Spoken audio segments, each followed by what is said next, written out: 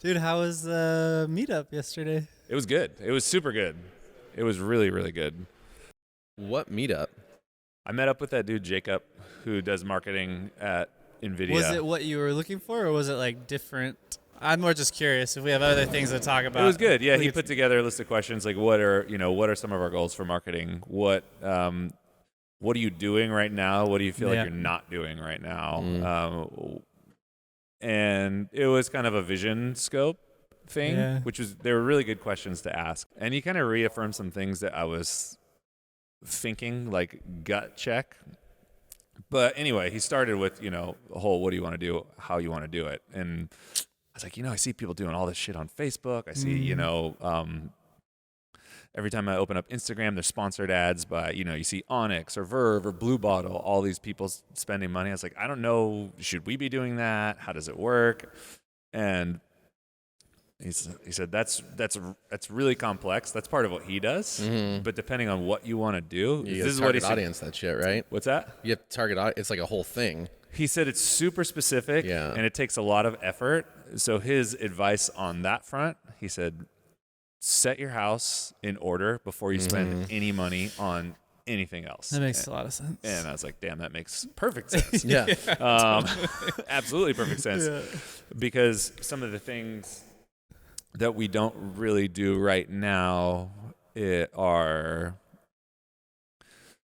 we have untapped sources, like our newsletter. Our newsletter just sits there. It doesn't do anything. We're not activating on it. It's not a blog. It's not a thing. But there's like thousands of people on there. And then another one of the things that was a stressor for me was, usually when we create stuff, we don't really move as a unified front.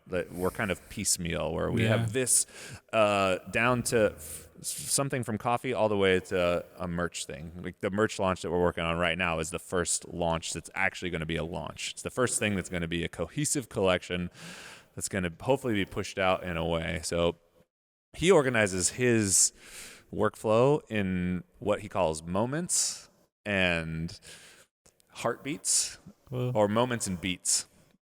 And the way he explained it was, we'll look at a calendar year, which is you should do this too. So look at a calendar year, and some moments you'll know are going to happen, and some moments are just going to pop up and appear. So a moment is a thing. So he's getting into home espresso, so he knows about the tamper. The tamper seemed like it was a moment or an opportunity for a moment. Yeah. But what I saw was a really cool tamper and nothing else to support that. The launch went out and nothing else happened with it. There wasn't, there was a little bit of a story attached to it, but it was just there by itself. That's an opportunity for a moment. And then what you do within that moment, those are the beats. Those are the little action items. So a beat within the moment of the tamper launch could be, a small capsule collection that's, using the same colors or the same vibe, whether it's, crazy splash anodized inspired hat or, shirt, or, turn it into a mini capsule.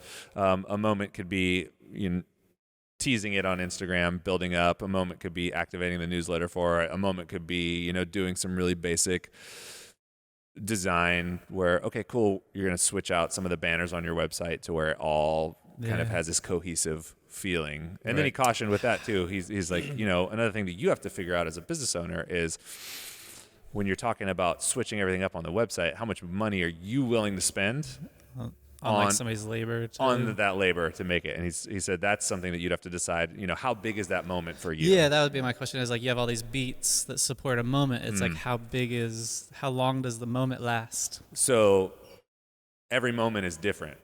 Right. Some are bigger, some are less. Yeah, some are bigger, some are less. So but you could throw like even just the podcast on the same page as the product. So when they click on the product, there's a podcast about the whole thing right there too. Yeah, you're right, because there was a right. Just thinking but they about just the weren't tamper, linked in the same spot. There was a podcast. There was that. Right. There's some other beats that could have happened. There were some beats, but it wasn't packaged in a moment. No, That's kind of where I was thinking, and then some moments will happen to us. So we can bleep this out later. I don't know how much we can talk about it, but we had something with the big company happened.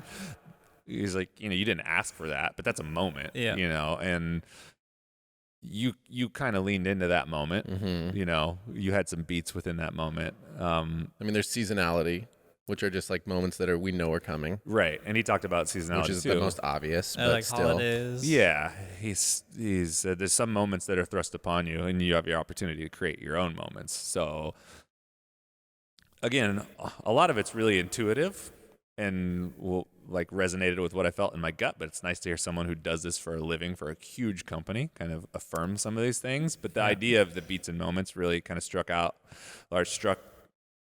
like a chord with me. I was like, okay, that totally makes sense. And the idea of setting your house in order, like making sure you're doing everything you can before you layer on. And then he was talking about in terms of bringing another person on. He's like, so what is this person that's leaving? What do they do?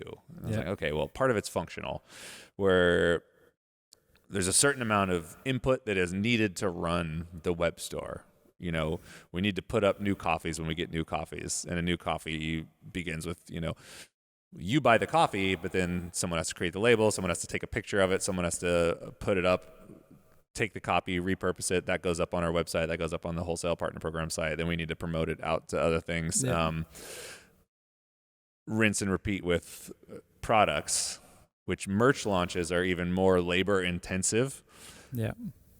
Because coffee in some way, shape, or form is copy paste. Yeah, like because every we don't need to 6 recreate weeks, the wheel every time we it's do a coffee launch. Yeah, we're getting more dialed in on at least the timing of that. Yeah. And then with a merch, then you have design added in, which is a whole different thing, and working with vendors, and the margins are all different, and the whole situation is different. So, they do that as part of the job.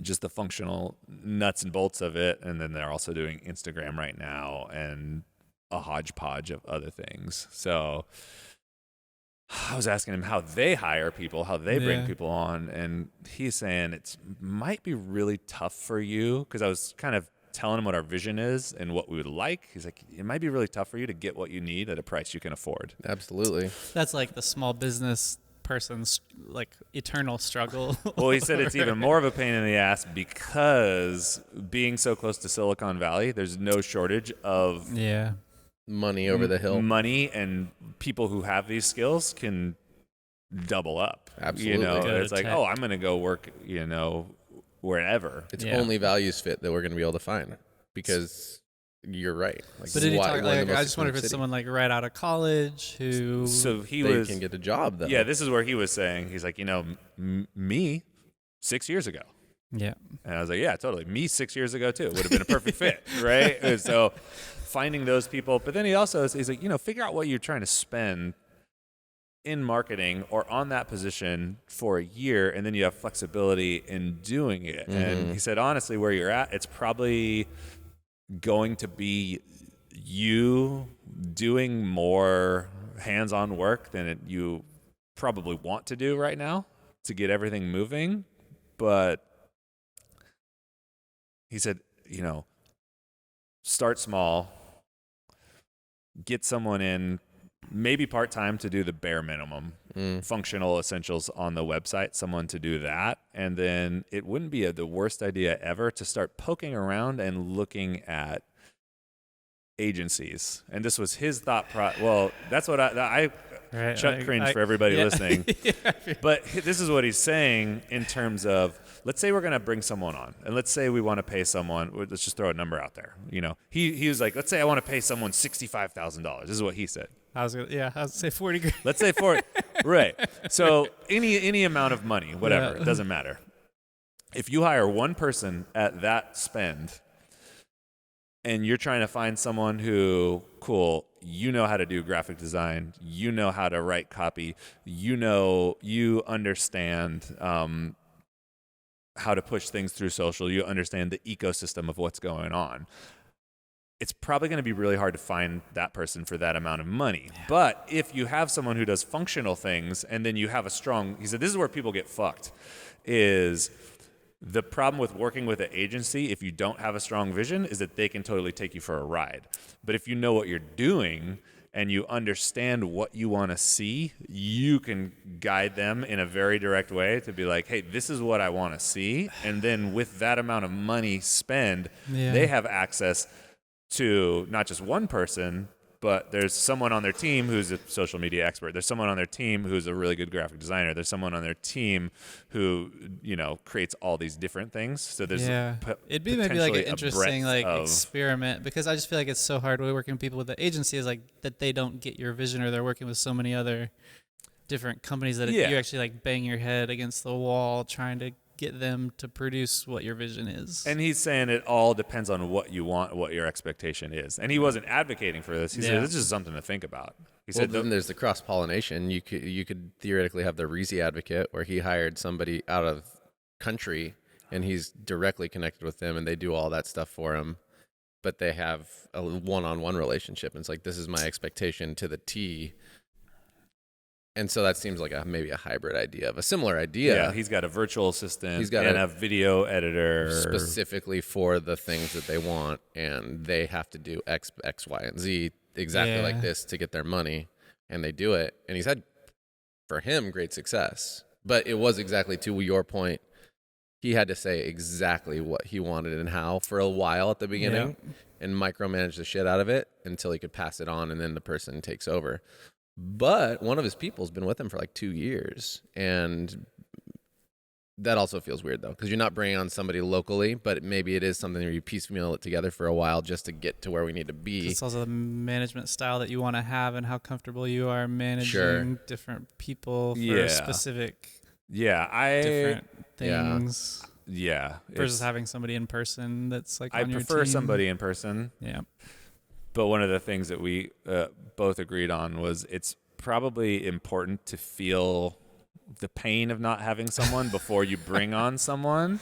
Because once you commit to somebody at any amount of money, you're kind of stuck with them. And if you don't know exactly what you need from them, you're paying out that check no matter what. That's fair. I feel like you've felt the pain before. No, I have. I feel like you know what the pain feels like. This is, but now we're in a whole different era because we're not really sure exactly what we're capable of. Yeah. But a lot of it had to do with some of the same stuff that we run our business by. A lot of it had to do with intentionality. He said, you can make decisions and lean into certain places. So you might decide that you don't want to do Facebook at all. He said, that's fine. You might decide that instead of using that bandwidth to do a little bit on Facebook and a little bit on Instagram and a little bit on here, pick what you're doing. Say we're going YouTube and Instagram. This is where we're going to go. We're going to run this thing for 6 months to a year. And Facebook's just going to exist. We don't have to be on it. It doesn't matter. That commitment seems like one of the most important things is whatever we do, we need to commit to it to see through, to see how it works. And that's, I think, feels intimidating because you have to feel confident in the decision you made, or at least confident enough to stick with it. You can't just keep switching it up over and over and over again. So that's where he was, it's funny because we started talking about marketing, but we ended up talking a lot about leadership. Yeah, and absolutely. Talking about, it seems like you're going to have to really paint the picture here and do a lot of hands-on management in the beginning to figure out how this is going to work and to really drive the ship. And you're going to have to know when you're in the moments. You're going to have to claim that you're in the moments, and you're going to have to push your people to think about what are some of the beats that are going to be in that moment and constantly readjust, at least for the next, who knows how long. Because, I was kind of talking 6 months. At least, perfect vision is, that frustration where, you're always trying to replace yourself. So how can I get someone who can see what I see? How can I get someone who has the skill and the understanding to be able to not have to have that slow drip feed? And the reality is that person doesn't probably exist. And unless we make them. Unless we make them, and someone who has all of that knowledge, they still need to be brought in culturally. But back to what we were talking about earlier, if we did find someone with all that knowledge, it's likely that they don't exist at the price point that we can afford. Which means we have to bring them up internally and grow them to that position. Yeah. Which is what we've been talking about a lot lately, is the frustration with hiring and why we've forgotten this idea that you have to make the people and advocate and create the leaders. You don't just get to wait for them to show up. And I don't think we've done a very good job of standing beside people and speaking into what they could be and following up and making them into the leaders we need them to be. We keep on, in my opinion, giving up on people. Who's the last person? Or go a little deeper on that one. Well, the thing that we used to do very well is speak into somebody who has potential for leadership walk them through what it'll take, and consistently grow them into that position or to those potential positions. And that is something that we've reversed. And it's like, they have to want it. They have to want it. And it's like, sometimes people don't know unless they have an advocate or a believer what they can be. So I'm kind of a believer on the other side of that, and we haven't done it in a long time. Yeah. It's funny because as the tide rises, as the ability of everybody at the highest levels of the organization goes up and up and up and up, it's really easy to forget about where everybody came from. Dude, the gap is way bigger than it ever has been. The gap is bigger than it ever has been, but it's also hard for people to recognize, just a year and a half ago, just even 6 months ago, I was at this level. Right. Which is way lower. And but I got access. When everybody goes up, then your expectation goes up. I need someone who's on my level. Yeah. And to your point, hey, they don't exist. You have to build them. Yeah. You have to create them, just like you were created in this environment that fostered the potential inside of you and brought it up. Because it can't be a pass off. I agree with you that we have been looking for aces. We've been looking for these diamonds in the rough, but we're looking for finished, fully polished diamonds. Yeah. Where we need to do a little bit of mining. We need to do the cuts. We need to do the buffing. We need to do the polishing. That's our part of the job. Seeing the potential in what could be. Yeah, fully polished doesn't come like right out of the dirt. Yeah, right? No, you don't pluck like a perfect diamond out of it. Like, this is what I need. Pop it I mean, even when you find what theoretically could be, they don't always take the job. And we just went through that in an interview where we thought this could be our diamond. But then there's the whole other side of that. I sat on it and I'm like, we also aren't creating diamonds. We're wanting people to step in and just take the job and be good at it. That doesn't happen. It's like you graduate from college and all of a sudden you're a professional at whatever job you get. No, you get a degree and then they go, and your degree means almost nothing unless you're a doctor. And then you get retrained to do whatever the fuck you're doing. Like your degree is not. And so, you know what I'm saying? Like I'm struggling with that right now and a little frustrated by it. I mean, we talked about it pretty openly. It feels like we're moving. We haven't talked about it here though. Oh, not here. Yeah. Yeah. I mean, we've talked about it, but we've talked about it with the leadership group. Yeah. A little bit, which I think we just need to lead it. Sure. Yeah, it's a two-way street. Like you would need the people that want it. Like I think about every job that I've had where I became successful in it, and it was like, yeah, for sure. Like my degree didn't matter at all. Right. You get in the job, you like find that mentor, you show them that you want it. And then you're usually able to find somebody that can help you be there. And I've seen that in like multiple points in my career. And they lean into you, right? Yeah, but sometimes you have to push a little bit, which is maybe what we're looking for. I think we're looking at the wrong things. Or one of the let's take hiring, for example. So one of the things that we started doing in hiring is we're kind of seeding questions to see how people respond. And are they speaking specifically to our values? Yeah, like have they already done their homework to know who we are perfectly? Or do they share the exact same values that we do? Right. And that's impossible. You want some some sort of vibe and some sort of overlap. But let's take me, for example. And I've said this a couple times. If I applied here and had an interview, I don't think I would get hired because I wouldn't speak specifically to the idea of, I keep it simple, or I actively pursue better in this verbatim way that we're expecting other people to hit on these things. So because of that, we're missing out on people who have a lot of potential because they're not speaking with extreme specificity on what our 5 values are. And I think what we could do a little bit better is, and again, I'm not the guy who interviews everybody, but this is just from the conversations that we've been having with upper leadership and seeing how hard it is to find people, which we'll talk about the labor crisis in a second. Yeah. But we could do better in seeing the potential of people who aren't explicitly saying these 5 values and just kind of having so much of it is gut feeling. This finding opportunity. Feels, they're motivated. They have their own projects going on. They're doing these things. Maybe they didn't explicitly say inspire connection by creating memorable experiences, but there's something there. Right. And it's like an evolution for us of like going through this hiring process and just looking for people that are passionate I think if someone interviewed you and got you talking about the things that you're passionate about outside of your work, it's like that should be like a positive sign for us. Yes. That's as someone, right? That's something you talk about. Someone who's like really has something that they're working on, that they want to get better, that they're like super passionate about, right? Because you can take that kind of belief and skills and you can work with that and mold it within like the workplace. Or even things like, do they have a deep friend group they talk about? Like that's a pretty big, you're not like a lone wolf. You're like, oh, I'm deeply seated in community. Worth considering. If you're deeply seated in some sort of community outside of this, there's something going on with you that makes you want to invest in something. Like there's things to be noticed that I totally agree. Like you have to see what a human being's about, not what a human being is about in the context of a little box of perfection. Well, I think about the three of us. It's not like we got together and said, hey, we might start I'm looking for people to start a business with. Would you write down your values so I can look at them and see if we might be compatible?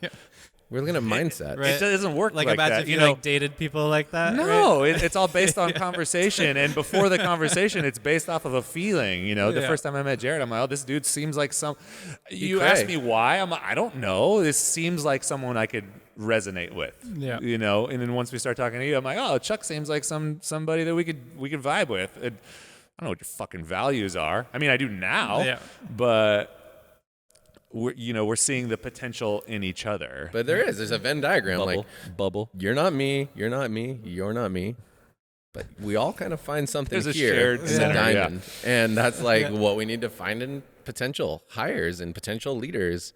Like, damn, dude, I don't know. It stresses me out because we're getting sucked in more and more, and we're going to have to be. Yeah, because when you reflect on it, it's kind of like I feel like we were in one extreme in the beginning over here where maybe we weren't hiring much to like thinking about values or mission or anything.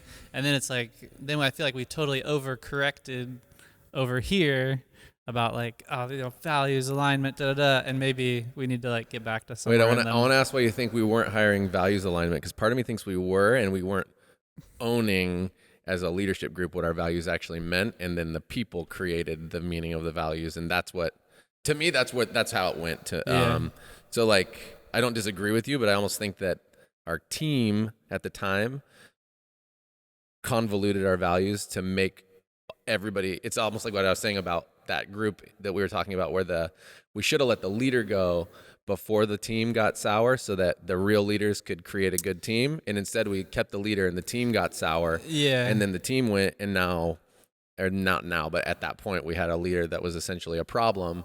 Right, and that person was hiring. That's kind of where I'm going. Like that person was like hiring. Okay. Yeah. I just wanted to get clarity. Off here. Yeah. And then we got really focused in with all of our leaders about like specific how we're going to hire, and that's maybe not working 100%. So it's like now we're finding our way back, and because it does all come down to leadership, how they lead.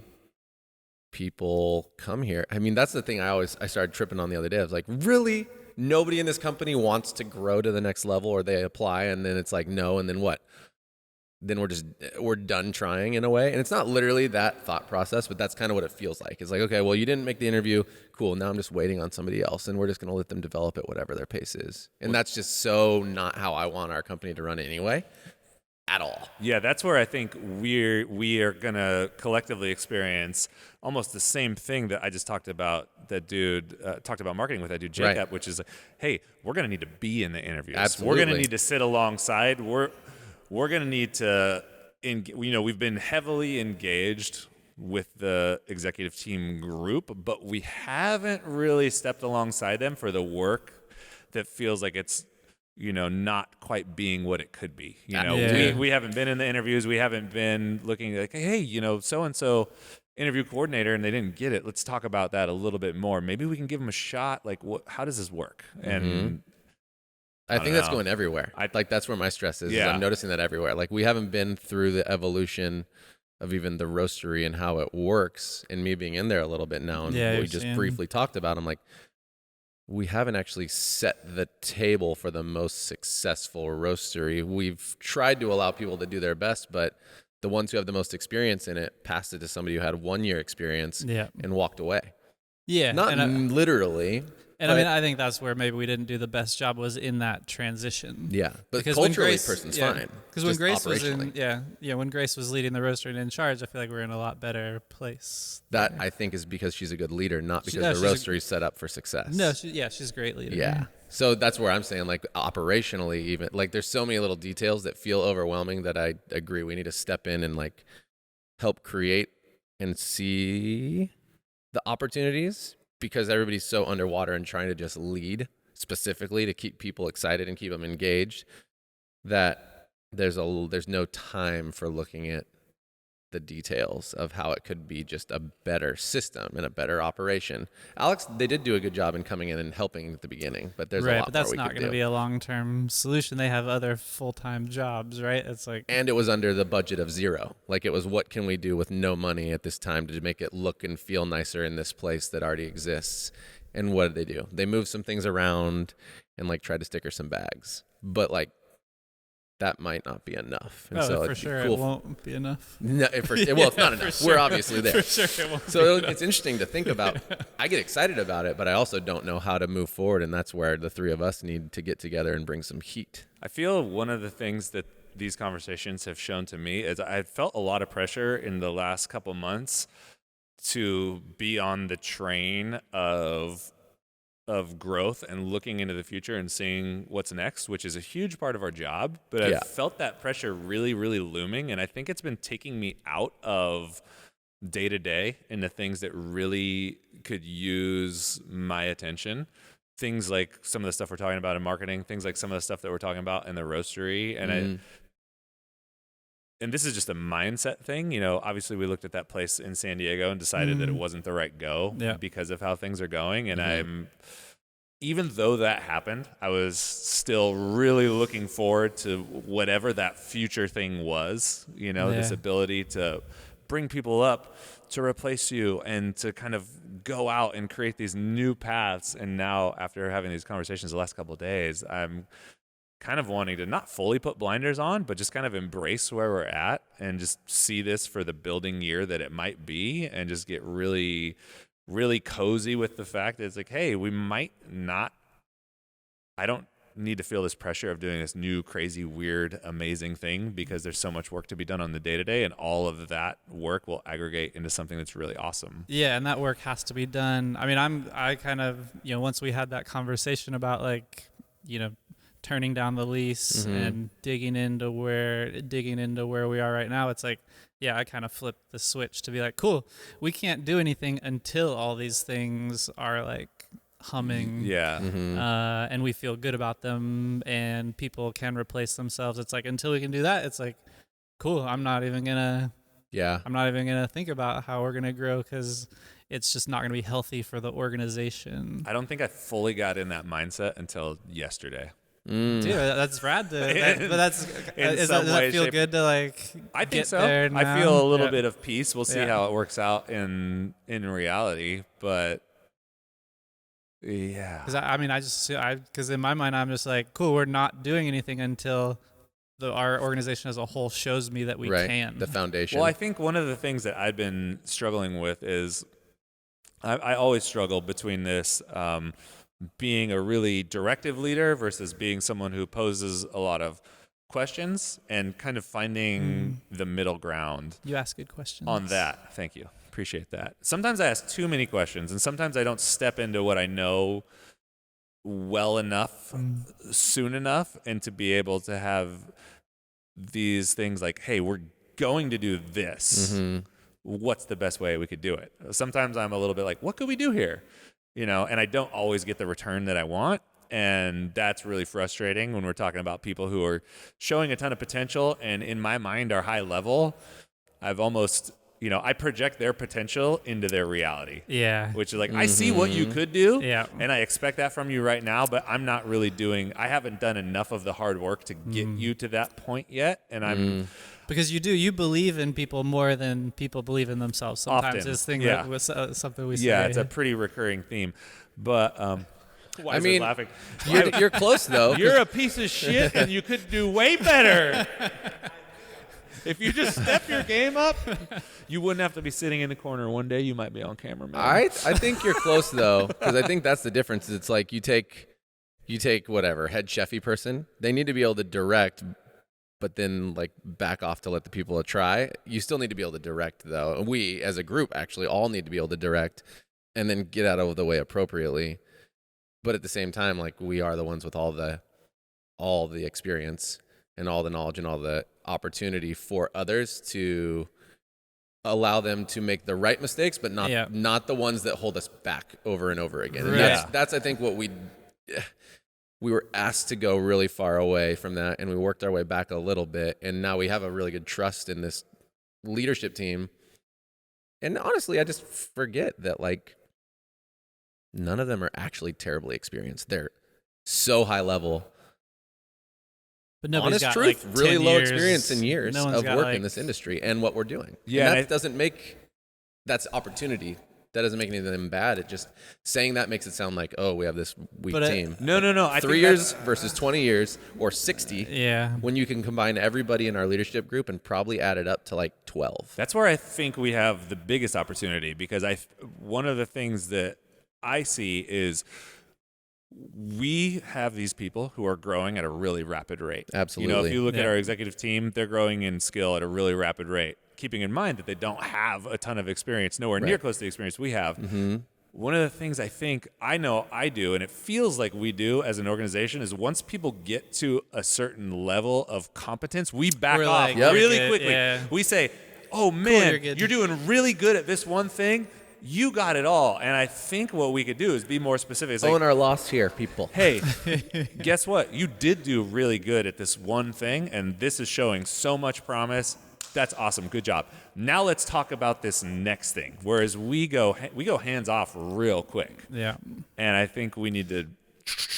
I think that would be the goal in like the next kind of like executive, to build into like executive meetings. Kind of like I feel like where this conversation is going is that like cool looking at where the soft spots in the organization are, and then us plugging in, us like actively and intentionally plugging in some way to those areas to support and build those areas up to where we want them to be. Well, and I'm bouncing back from the trauma of leaning in and essentially really like encouraging people to step into places and just really encouraging them, and they would, and then the other parts happen. But I think there's a difference now. I think we have the opportunity to get this whole team to essentially, professional basketball coaches, they have 1 million coaches. They coach people to make them better. They specifically are like, you can be a superstar. We're going to make you a superstar. You do this, so you become a superstar. We could all be doing that, and I think we should be doing that now, whereas before we did that, and then we let the culture be, and we did this, and then it got weird, and that in turn kind of like creates a downward spiral. In my opinion, that's what happened. I don't think it always happens. I think once we get the ball going and our foundation is so strong, that won't happen as much. But then. But you may always have transitionary. Totally. Transitionary. Yeah. I don't know if that's but a word, I just where think we there's can a step difference. in and. Yeah. I just agree with you. I think there's a point where now we can take the cultural group, be like, who do you literally love to see every single day on your team? Have you told them, like, I want to make you a leader? Are you interested in being a leader? Or do you wait for them to come to you and be like, I'd love to be in leadership one day? Or he's like, what are your passions? And it's like, find the middle ground and be like, tell them. There's certain people I want to shout out that I don't want to go above and beyond the leaders that we have now, but I'm like, I want you to be a leader. I want you to be a leader. I want you to come be in the roastery. I want you to go do this.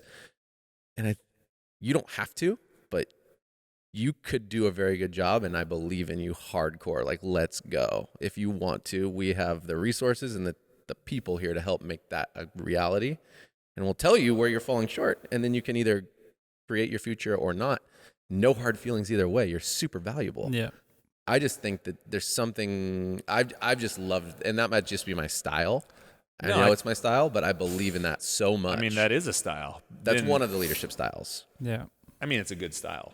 Thanks, man. Not like I don't even think that's a leadership style. I think that is when you're talking about people who are heads of organizations or CEO type people, Right. one of the things that they need to be able to do is to see potential, not just in people, but in the organization. So maybe it's a visionary. It's a visionary thing, right? And you have that not only with people, but in a lot of different aspects of your life. Yeah, it's like, definitely. I'm able to see what's possible. And that's why Cat and Cloud exists, because 3 dudes were able to see, this could be a thing.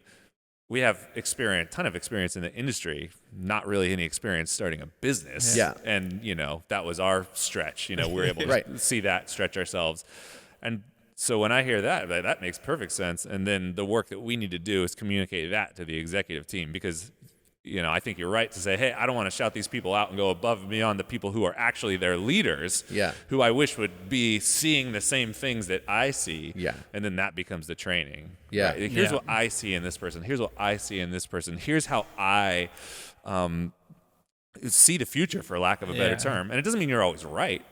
But it's in the same way that you build the skills to go into a cafe and like bringing people alongside. Here's what I see in flow. Here's what I see in service and flow and how things are set up. Here's where maybe where we're missing a little bit. Like, what do you see? Like, you do that really well with bringing people into the cafe and looking at. Sure. And then being able to push, because but that's the thing, is pushing. Sometimes you push, like this happens a lot. I see so-and-so and I think they have this, and this, and they would be primed to be a coordinator.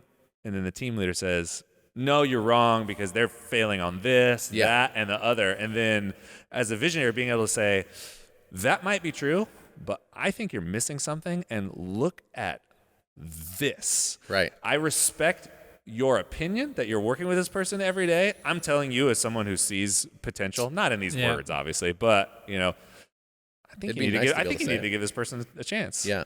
I would give this person a chance. And I think that's a conversation that we could have more, because a lot of times when we do make bids on certain people, we'll take the pushback and not want to ruffle people's feathers. Be like, okay, cool, you work with them. Right. Fine, your decision. Yeah. Maybe not yet. Well, there's there's elements of ego here too that everybody has, right? So certain people are averse to the idea of, like, personally, they're like, ooh, I wouldn't like it if somebody came and said, I want to make you this, or I think you should be that. And they're like, you're boxing me in. And that can go away, but sometimes that is the initial reaction. And so occasionally you'll have somebody who has a strong will, and somebody will come up to him and be like, hey, you're going to kill it at this. I think you should be that. I'd love to do it. And they're like, ooh, I don't like that you tell me who I am and what I'm supposed to be. That doesn't mean you stop there. It doesn't mean you stop believing. Like, you look at what will happen if. So then it's like, okay, well, I see so-and-so. Every time they're in the cafe, the lights are on for everybody around them. The world is a better place. What happens if that person can then be in leadership to take the pressure off of you, who seems to be drowning all the time? Whether they recognize it now or not, you don't have to stop encouraging, pushing, nudging, directing towards that opportunity. And also, maybe you need to be a visionary yourself and paint a picture of what this place could look like if they do. That's the thing I also get really passionate about, because you literally can make whatever if it all works out, right? You really can. The people get fearful, understandably, that if you say something and it doesn't work out exactly, that you could be held accountable to it not working out. I mean, and then we've all been there, but that's what leadership does. Leadership paints a picture and says, you come with to make me do this, to do that with you, and this is what this big picture will look like when we all make it happen. And then you see if they resonate too, and if there's any flicker of light at all, it's like, let's go. Yeah. How in the world would anybody look at what could be if you have a very clear picture of it and be like, yeah, actually, that would be a better life in this cafe, versus like, nah, unless the work is just simply what they don't want. And if they're honest and they're like, that just doesn't sound like a job I want to do, sick, let it be. Yeah. But if that's not the response you get, the specific, like, that's not the kind of job I want to have, why would you ever give up on that opportunity? Yeah. Whether it's anything, right? Whether it's efficiency, whether it's a human, whether it's whatever, like, and that's just me, because I see all of that as a path to freedom for that person, the next person, the next person. I just see the dominoes start falling, and I get really hyped, because the only thing that is holding us back is like the energy forth and then the reciprocation of that energy. I'm guilty of not doing it as well, but I also am at this place where I'm like, fuck it all, let's go. Only because I don't want to be stuck where we're stuck any longer than it needs to be. Stuck meaning well, just where you have areas that are soft, that aren't fully like the foundation that you want. Yeah. Yeah, because the potential for our company that I think we all can see in vision where we do want to grow it can't happen until we have a really strong foundation, and we've all agreed on that. Yeah. So it'd be really sick to just start identifying like where the cracks are and fucking shore it up a little bit. Like, I mean, not I say like a lot. It would be cool to do that. It'd be cool to know where some of the cracks are. To also do things like talk about when we talk about our bags, right? You get it done, but then you realize, okay, labeling, specifically stickering bags, is taking a shit ton of time. What is a solution to that? And I did, whether this is the solution or not, just to throw out this a thing. This guy's been trying to squeeze this conversation in here for the past 10 minutes. I'm going to talk about labeling. No. I want to talk about fixing all that. We're like a year late to the labeling conversation. No. Well, it's because we shouldn't be labeling at all. We should probably take a note. Anyway, I have an idea about that, but it's like, I think all of our coffees, all of our bags should be fully printed, even down to like Columbia, and then we should have an insert where we can get our printouts and just insert the information into a thing. I don't care who's done it before. If all of our bags are printed and Columbia's printed, it's way faster to do this with only the single origin coffees that change, and never do it with the answer and the truth and all those things again. So and that stuff is like such a huge bottleneck of time. For sure it is. But I don't know the cost. And like, so anyways, it's like, where are we going to commit our time to figure out that's what needs to be done first and get after it? Yeah, totally. That's where I'm most hungry, actually. Thanks for listening, y'all. This podcast is an extension of our mission to inspire connection by creating memorable experiences. If you want to get more acquainted with what we do, you can go on over to catandcloud.com. There you'll find a little bit of everything. If you want coffee, we got coffee there. If you want to be directed to some other magic media, basically it's your hub for all things Cat and Cloud. If you want to dive in on a deeper level, we do have a Patreon. It's $5 a month, about the price of a latte each month. You get a peek behind the scenes of what we do here, unpacking some of the ideas that we talk about during this podcast, rants and raves, Q&As, Jared and I just talking shit together. Biased opinion, yes, but I think it's a lot of fun. So thanks for listening. Go out and inspire someone to do something amazing. Bye.